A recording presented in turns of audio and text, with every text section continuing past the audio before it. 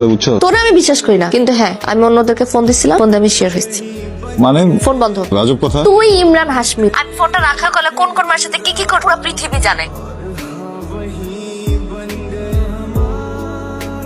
ঘুরা ঘুরা খুঁজা পাইতেছি, এদিকে ঘুরা ঘুরা হাওয়া খাইতেছো। পরীক্ষা শুরু হয়ে গেছে, তাড়াতাড়ি যাও।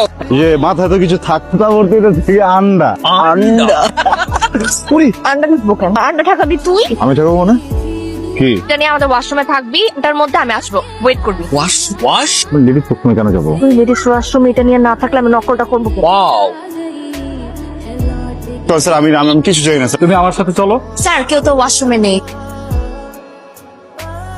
কি রে, এটা কি? আমার ক্যারেক্টার সার্টিফিকেট। আনিস স্যার আমার 1 মাসের জন্য সাসপেন্ড করে দিচ্ছে।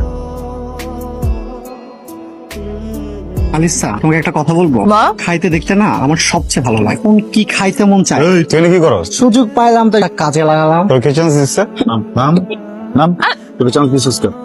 সুযোগ দেবো না কেন? তুই তো স্বৈরাচার প্রেমিক, আমার ইচ্ছা কোনো মূল্য তো তোর কাছে নাই। জাস্ট করো দিবিও না। তোর আমি কি কইছিলাম? আমার একটা মুরগি খাইতে মন চাই, একটা লেগে দিতি দিছস। এটা কি?